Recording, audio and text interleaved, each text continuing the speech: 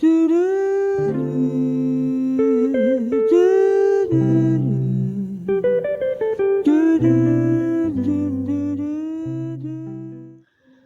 guys, ketemu lagi bersama si Dev di channel podcast Kopi Dikologi. Sambil minum kopi, kita bicara kodikologi. So sorry ya guys, saya tuh lagi flu sebenarnya, tapi udah kangen banget pengen bikin podcast karena sudah hampir seminggu ya dari episode terakhir itu. Dan bahan buat episode ketiga ini juga sudah saya siapkan. Jadi ya udah kita pelan-pelan aja ngobrol-ngobrolnya ya dan santai. Apa kabar semuanya? Gimana nih long weekendnya? Dengan cuaca yang seperti ini, saya harap kalian selalu oke ya. Stay dry, keep enjoy biar imun tetap baik. Dan jangan lupa sedikit minum kopi hangat biar semangat.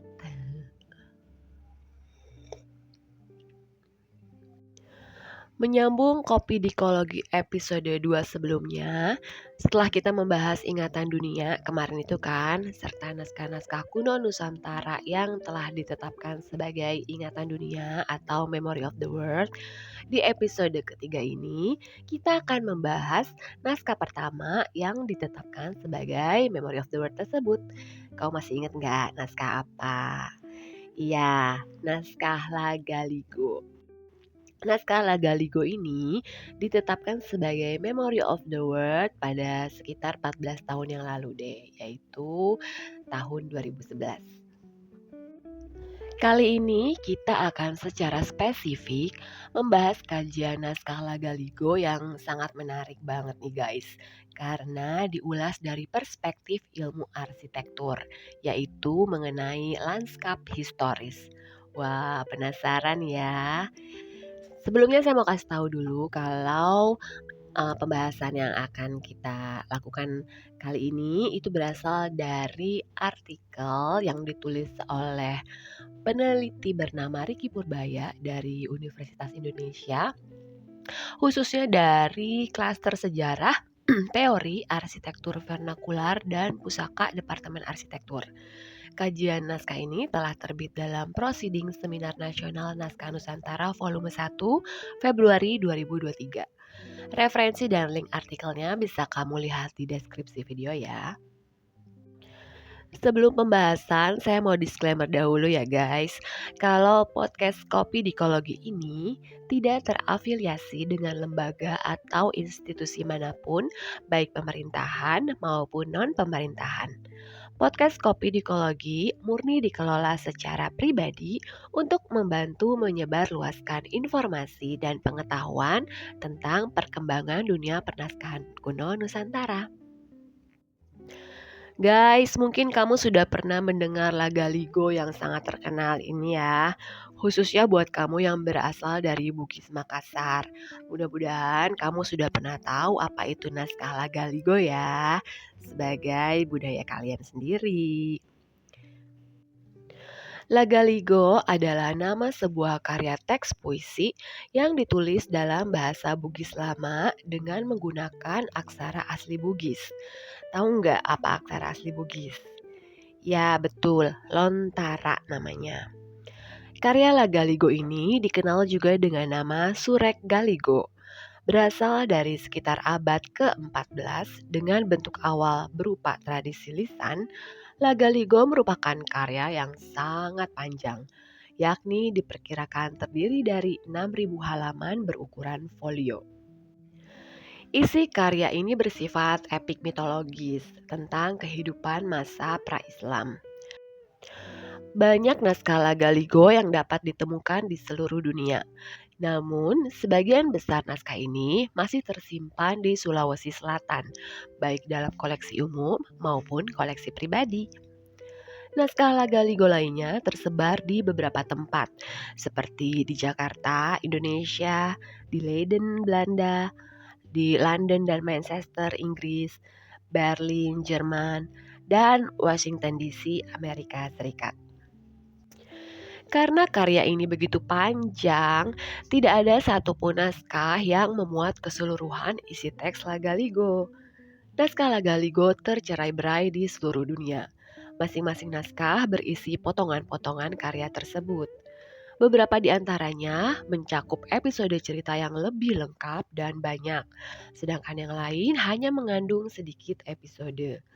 Meskipun demikian, dari sudut pandang filologis, masing-masing naskah ini mempunyai nilai yang sama pentingnya. Dari ratusan naskah La Galigo yang ada, sebanyak 2 naskah diusulkan sebagai Memory of the World UNESCO. Tepatnya pada 27 Juli 2011, dua naskah La Galigo ditetapkan sebagai Memory of the World. Pertama adalah naskah La Galigo koleksi Museum La Galigo di Makassar, Indonesia yang berjudul Saweri Gading dan La Galigo ke Sentri Jawa.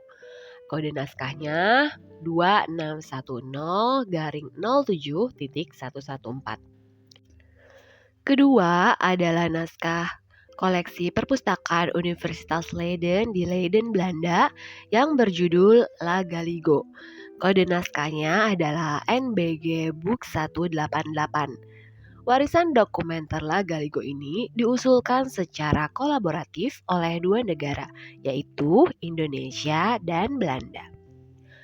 Nah, kali ini kita akan spesifik membahas naskah La Galigo yang kedua itu tadi, yang berkode NBG Book 188 yang tersimpan di perpustakaan Universitas Leiden. Jadi, naskah ini terdiri dari 12 jilid yang berisi fragmen La Galigo yang paling lama diketahui.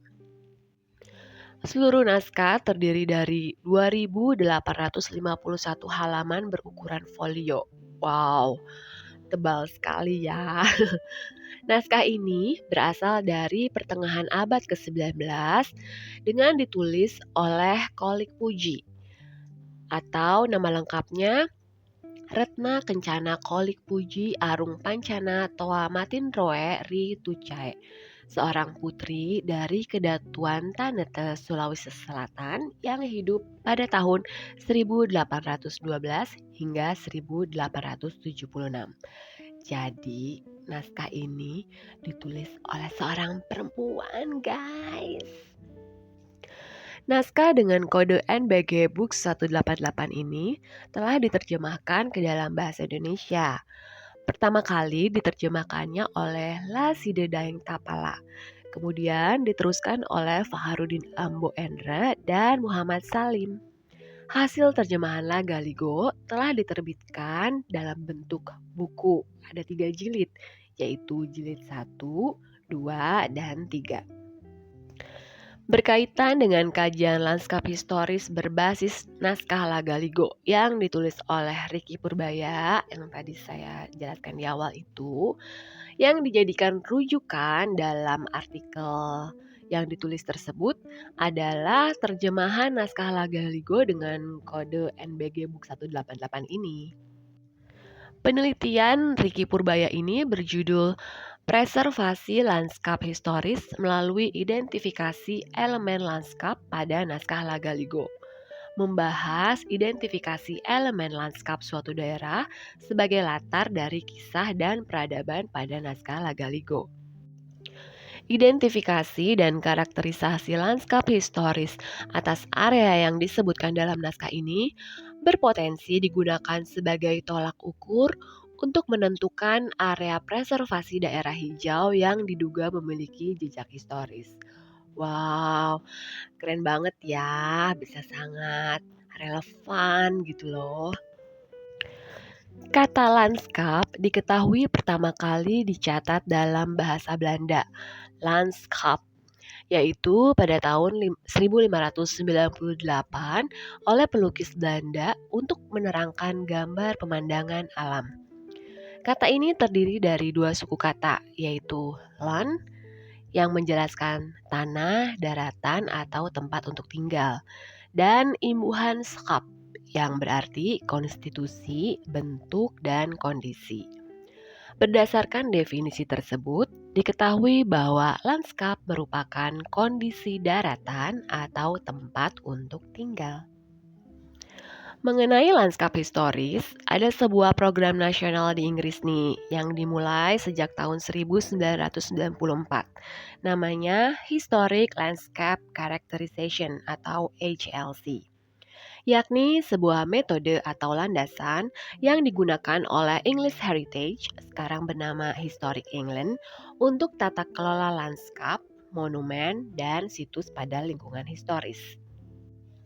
Premisnya adalah bahwa seluruh lanskap atau bentang alam mengandung nilai historis secara nilai dan kepentingan, sehingga perlu dikelola secara tepat. Prinsip utama HLC ini adalah karakterisasi, sebuah interpretasi tentang bagaimana karakter lanskap tersebut muncul seiring waktu. Dalam epos Lagaligo sendiri, lanskap merupakan bagian dari kehidupan keseharian masyarakat dan menjadi latar dari berbagai adegan dalam kisahnya. Penelitian ini mengidentifikasi elemen lanskap yang terdapat dalam naskah Lagaligo. Elemen lanskap yang teridentifikasi adalah berupa gunung, sungai, danau, lahan agrikultur, dan flora. Selain itu, dibahas pula mengenai toponimi dan identifikasi mineral logam. Hasil identifikasi ini dapat digunakan sebagai landasan penetapan kawasan cagar budaya di wilayah-wilayah elemen lanskap dalam kisah Lagaligo berada. Tujuannya adalah agar keberadaan elemen-elemen lanskap tersebut tetap lestari. Oke, pembahasan pertama kita mulai dari pembahasan mengenai toponimi dahulu ya, atau penyelidikan nama tempat. Nama tempat yang tercatat di dalam naskah Lagaligo dicocokkan dengan nama atau sebutan lokasi saat ini. Dan memang itu relevan ya, artinya lokasi saat ini itu ada memang nama tempat tersebut, yaitu ada Palopo, Luwuk, Wotu, Baebunta, Larompong, Tempe, Sopeng, Lamuru, Sidenreng, Supak, Silayak atau Selayar, Sawitok, dan Maruk atau Maros. Selanjutnya adalah mengenai elemen lanskap berupa gunung. Dalam bahasa Bugis, gunung itu disebut dengan buluk. Ya, buluk pakai Q ya. BULUQ. Terdapat beberapa episode dalam naskah Lagaligo yang menyebutkan nama gunung, seperti pada peristiwa pernikahan W. Adiluwuk dan Ila Jiryu. Artikel Riki Purbaya ini kemudian mengutip terjemahan Lagaligo yang menunjukkan penyebutan nama gunung tersebut. Saya bacakan ya. Maaf kalau pelafalannya salah. Ini adalah bahasa aslinya. Lalu nanti di bawahnya terjemahannya. Nataka dapik le ri empena ri lati mojong. Tori surowe lempo matena. Nasi tujuang empe gang muai. Le malinona le pangonroang. Awalang kana ri cokongena puang matoa. Sampailah mereka di lereng gunung Latimojong. Orang yang disuruh pergi mengundang. Kebetulan sekali, tidak seorang pun penjaga kolong istana Puang Matoa. Nah, dari sini kita sama-sama tahu ya, kalau nama gunung yang disebutkan dalam naskah Lagaligo adalah Gunung Latimojong. Kalau kalian googling, Gunung Latimojong itu ada ya guys di Sulawesi Selatan. Memiliki ketinggian 3.478 meter dengan puncaknya bernama Bulu Rantai Mario. Jadi relevan ya. Siapa di antara kalian yang pernah mendaki Gunung Latimojong? Nama gunung lainnya yang tercatat dalam naskah Lagaligo adalah Buluk Besi, yaitu pada episode penduduk dunia atas disuruh berkumpul. Gunung ini kemungkinan sudah berganti nama karena memang sulit ya menemukan nama gunung besi di saat ini. Tetapi kandungan mineral berupa besi yang disematkan pada nama gunung tersebut dapat menjadi penanda. Oke guys, berikutnya adalah elemen lanskap berupa sungai. Dalam naskah terdapat banyak penulisan mengenai muara sungai yang menjadi tempat tinggal dan pelabuhan. Sungai juga digunakan sebagai jalan masuk perahu dari tepi laut ke daratan. Secara eksplisit, memang nama sungai ini tidak disebutkan dalam naskah, tetapi terdapat nama suatu wilayah yang dapat dijadikan sebagai penanda dari keberadaan sungai ini. Artikel Riki Purbaya mengutip terjemahan naskah yang mendeskripsikan sungai yang ada di Limpo Majang, suatu area di Sopeng, Kabupaten Wajo, sebelah barat Danau Tempe.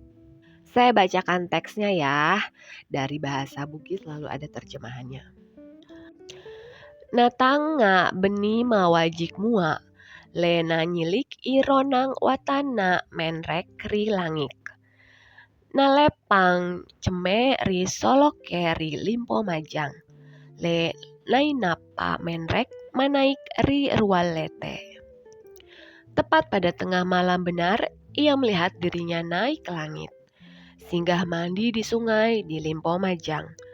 Baru kemudian naik ke Rualete memasuki perkampungan di tengah.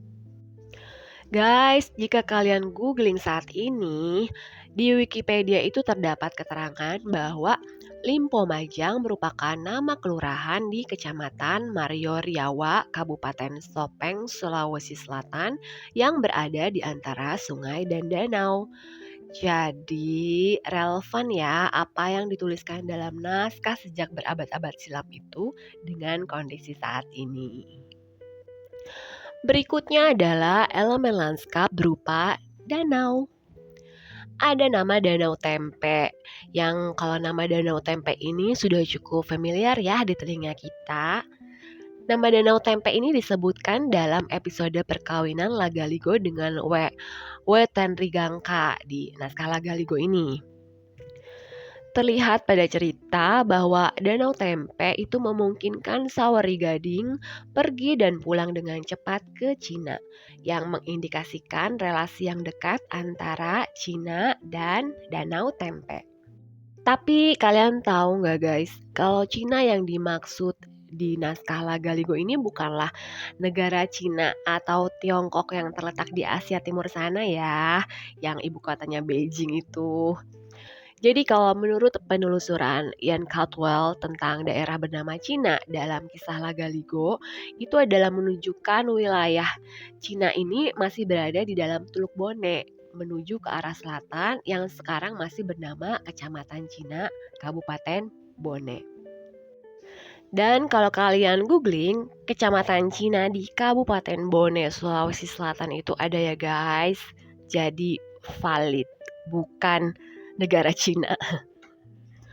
Elemen lanskap berikutnya adalah lahan agrikultur atau pertanian. Lahan ini merupakan bagian dari keseharian masyarakat yang dapat menjadi indikasi adanya peradaban di lokasi tersebut.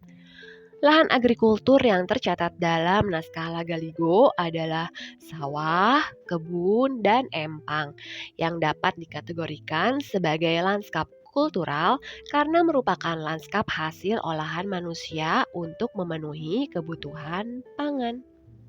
Selanjutnya juga ada pembahasan tentang flora. Keanekaragaman hayati dapat menjadi petunjuk keberadaan suatu lokasi. Artikel Riki Purbaya ini berhasil mengidentifikasi 15 jenis flora atau tumbuhan yang disebutkan dalam naskah. Wow!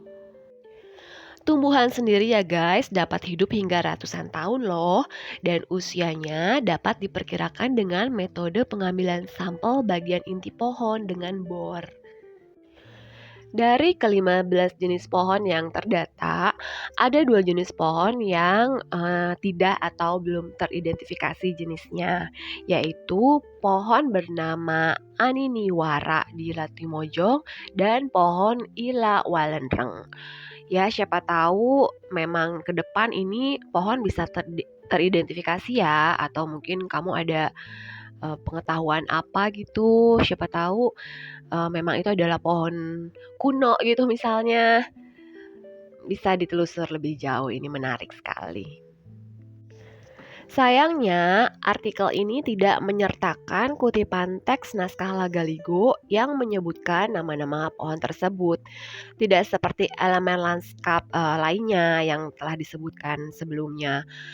Ada kutipan teks naskahnya ya yang menyebutkan elemen lanskap. Tetapi di nama-nama pohon ini itu tidak ada. Jadi langsung aja berupa daftar nama pohon yang terdata dari naskah. Selain itu, artikel ini juga tidak menyebutkan keberadaan atau nama tempat yang spesifik di mana pohon-pohon tersebut tumbuh. Oke, berikut ini saya bacakan ke-15 nama pohon tersebut ya, satu persatu. 1. Pohon asam atau kamba. 2. Pohon asana atau angsana. 3. Pohon aniniwara. Nih yang belum teridentifikasi pohon apa. Mungkin kamu ada yang tahu. 4. Pohon bangkal. 5. Pohon berembang. 6. Pohon bodi. Sering dengar juga ya. 7. Pohon dadap. 8. Pohon gandaria. 9. Pohon kabu-kabu atau kepuh. 10. Pohon merbau. 11. Pohon perapat. 12. Pohon pao jengki. 13. Pohon walenreng. Ini juga yang belum teridentifikasi. 14 itu ada padi. 15 sirih. Oke, semua nama pohon ini familiar tentu ya. Dan dalam artikel itu juga disebutkan nama ilmiah dari pohon-pohon tersebut. Dan yang terakhir adalah pembahasan mengenai identifikasi mineral logam. Diketahui bahwa ada sebanyak 70 kali dalam naskah cerita membahas mengenai perhiasan bawah sarak berupa gelang emas. Jadi hal ini konon mengindikasikan sudah adanya budaya pengolahan logam mulia pada era tersebut. Dalam naskah terdapat kutipan yang menunjukkan bahwa terdapat daerah yang memiliki bubuk emas di Palopo.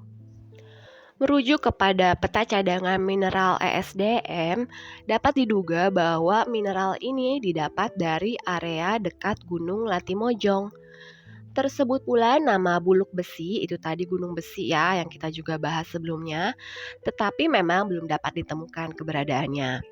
Diduga gunung besi di sini merujuk pada gunung yang terdapat di sebelah tenggara daerah Usuk yang memang memiliki banyak cadangan nikel. Wow.